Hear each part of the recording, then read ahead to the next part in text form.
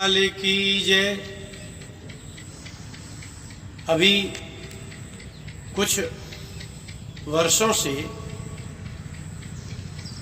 हमारे भारतीय परंपरा और शास्त्रीय परंपरा दोनों बहुत शिथिल हो गई हैं, बहुत कमजोर हो गई। हमारे हिंदू वर्ग के लोग माता जी का उत्सव मनाते हैं, उसका भी कोई विधि नहीं जानते और क्यों मनाया जाता है ये भी नहीं जानते। गणेश जी का उत्सव मनाते हैं वो भी नहीं जानते, क्यों मनाते हैं ये भी नहीं जानते, कैसे मनाया जाता है ये भी नहीं जानते। और ये आश्चर्य है कि कोई पूछता नहीं है कि वास्तव में धर्म का उपयोग क्या है। जैमिनी जी ने व्यास जी के शिष्य हैं, उन्होंने मीमांसा शास्त्र में लिखा कि अभ्युदय निश्रेयस सिद्धि सधर्म। धर्म उसे कहते हैं जिसके पालन करने से इस संसार में स्वास्थ्य निरोगता प्राप्त हो, यश प्राप्त हो, धन प्राप्त हो और पुत्र पौत्र आदि सब कुछ प्राप्त हो। इस संसार की उन्नति को अभ्युदय कहते हैं। और इस संसार में संतुष्ट होकर के, तृष्णा रहित होकर के और फिर शरीर छोड़ने के बाद मोक्ष प्राप्त हो जाए, स्वर्ग आदि लोक प्राप्त हो जाए, उसे कहते हैं निश्रेयस, मोक्ष की प्राप्ति। तो कर्म यदि विधि पूर्वक और अच्छा हो, इसलिए संपूर्ण जितना भी धर्म है उस सभी धर्मों का एक ही उद्देश्य है, स्वस्थ शरीर की प्राप्ति।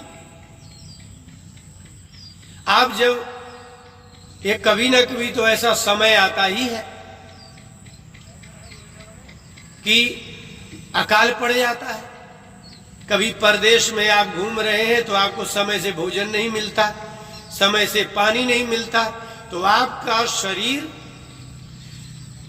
पानी ना मिलने पर सहन कर सके,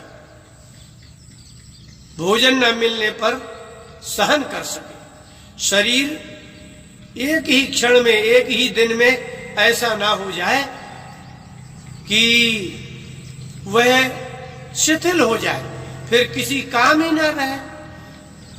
घी, दूध इत्यादि तो आपको स्वप्न में भी नहीं आप लोग पा सकते। इसीलिए हमारे यहाँ शरीर की साधना का नाम धर्म है और मन की साधना का नाम धर्म है। शरीर कम जल में, कम भोजन में और कम सुविधा में भी सुरक्षित और निरोग रहे, ये धर्म है। इसीलिए व्रत बनाए गए, इसीलिए नियम बनाए गए, उपवास बनाए गए। जो व्यक्ति कभी उपवास नहीं करते, अपने शरीर की साधना नहीं करते, बिना अन्न के नहीं रह सकते हैं, वो कहते हैं हम भोजन न करें तो हमको चक्कर आ जाते हैं। इसीलिए मनुष्य को व्रत और उपवासों की विधि ब्रह्मा जी ने बताई है। भागवत, श्रीमद् देवी भागवत श्रीमद् भागवत के ही बराबर है। उसमें भी 18,000 श्लोक हैं। देवी जी के विषय में जानना हो, नव दुर्गाओं के विषय में जानना हो तो आपको श्रीमद् देवी भागवत का अध्ययन करना चाहिए। उसमें तृतीय स्कंद के 26वें अध्याय के प्रारंभ में ही जन्मेजय ने व्यास जी से पूछा कि ये नवरात्रियों में 2 नवरात्रियां क्यों होती हैं और इनके करने से क्या होता है। व्यास जी ने तृतीय स्कंद के 26वें अध्याय में बहुत अच्छा वर्णन किया। उन्होंने कहा कि संसार में शरीर ही मुख्य है। शरीर यदि समाप्त हो जाए तो ना तो कोई धर्म है और ना ही कोई संसार का सुख है, न परलोक का सुख है। तो उन्होंने कहा कि शरद वसंत नामानौ यम दंष्ट्रौ प्रकीर्तितौ। यमराज का मतलब जानते हैं ना आप, यमराज का नाम लेकर के आप डर जाते हैं। यम माने होता है संयम, नियम। यम दंष्ट्र है ये जो आपका फाल्गुन और चैत्र महीना है, ये वसंत ऋतु कहलाती है। और आश्विन माने कुंवर और कार्तिक, ये 2 महीना आपके शरद ऋतु में आते हैं। इसलिए ये जो आश्विन महीना की शुक्ल पक्ष की, कुंवर की शुक्ल पक्ष की प्रतिपदा से जो नवरात्रि प्रारंभ होती है, ये शरद शारदीय नवरात्रि कहलाती है। ये दोनों यमराज के दांत हैं। द्वावेव सुमहाघोरा व्रतु रोग करौ नृणाम। फाल्गुन और चैत्र महीना, आश्विन और कार्तिक, ये 4 महीनों में 6 महीने हो गए। 6 महीने बाद चैत्र की नवरात्रि आती है और चैत्र से 6 महीने बाद ये आपकी कुंवर की आश्विन की नवरात्रि आती है।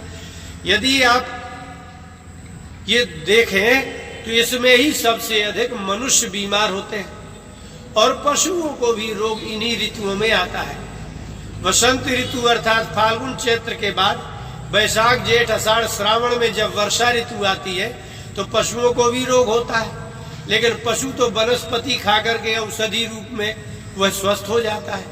लेकिन मनुष्य तो यदि चैत्र में बीमार हुआ तो ये 6 महीने बीमार ही रहे, और 6 महीने में यहाँ शरद नवरात्रि में बीमार हुआ तो फिर 6 महीने बीमार ही रहता है। इसलिए वसंत और ये शरद ऋतु ये यमराज के मृत्यु कारक योग है। 12 महीने में ये 2 ऋतु है, अर्थात ये 4 महीने मनुष्य को रोग और मृत्यु देने वाले हैं। हमारे यहाँ जो धर्म है वो शरीर को स्वस्थ करने के लिए संपूर्ण जितने भी यम बताए जाए, नियम संयम बताया जाए, ब्रह्मचर्य बताया जाए, तो ये सभी जितने भी नियम संयम है ये शरीर की सुरक्षा के लिए ही तो है। तो द्वावेव 2 ही, एव का अर्थ होता है ही, ये 2 ही ऋतुएं हैं। इन ऋतुओं में जो बीमार नहीं होगा वह पूरे वर्ष वह सदा ही सुखी और निरोग रहेगा। यदि शरीर स्वस्थ है तो आप संसार के पदार्थ नहीं भी होंगे तो भी आनंद आएगा, और संसार की सारी सुविधा भी हो और शरीर निरोग ना हो तो आपको दुख के अतिरिक्त तो कुछ नहीं पता चलेगा। इसलिए भगवान ने ये निर्णय किया, भगवती का प्रादुर्भाव हुआ। इन 2 ऋतुओं में नवरात्रियां हैं, मात्र नवरात्रि। शुक्ल पक्ष की प्रतिपदा से प्रारंभ होगी नवरात्रि, और इन नवरात्रियों में लिखा तो यही है कि आप प्रारंभ से लेकर के 9 के 9 दिन आप फलाहार रहे, और यदि रह सके तो कितने लोग तो निर्जल भी रहते हैं। किंतु यदि नहीं रह सकते हैं तो प्रतिपदा पहले दिन रहे, 5वें दिन रहे, 8वें दिन रहे, ये 3 दिनों में रहे और विधिवत उसका पूजन करें। अच्छा, ये क्या है? ये ऋतुओं में जो रोग होगा वह आपका नाशक ही रोग होगा। इसलिए 2 ही ऋतुएं हैं ऐसी। और सुमहाघोर, घोर शब्द माने भयानक, अति भयानक रोगों को उत्पन्न करने वाली है ये वसंत शारदावेव, एक बसंत ऋतु और एक शरद ऋतु। सर्व रोग करौ नृणाम, सर्व शरीर विनाशिनी, ये सारे शरीर का विनाश करती है। इसलिए हमारे यहाँ धर्म कहा जाता है। धर्म के विषय में लोग जानते नहीं है, इसलिए लोग कहते हैं कि धर्म तो नाश कर रहा है समाज का नाश अज्ञान करता है। धर्म कैसे करेगा? धर्म किसी का विनाशक नहीं होता।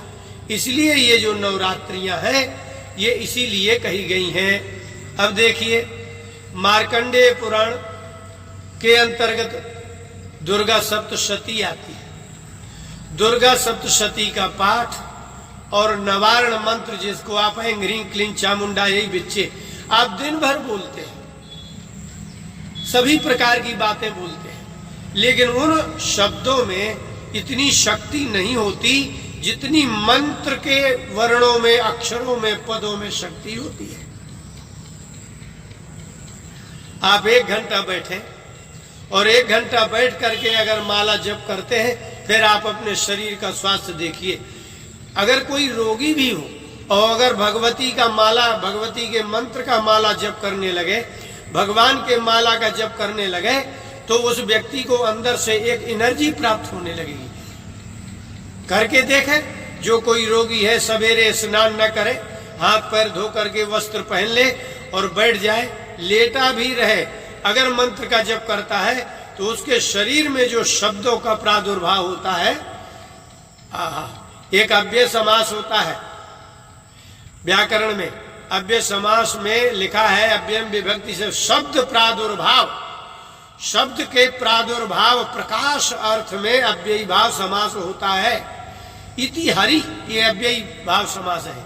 हरऊ इति हरि, तो आपके मन का संयम, आपके शरीर का संयम, जब एक आसन से आप बैठेंगे, उसके पहले प्राणायाम करेंगे और आप मंत्र का जप करेंगे, तो आपके शरीर में बैठा हुआ रोग भी नष्ट हो जाएगा, और यदि आप करते हैं तो रोग होगा ही नहीं।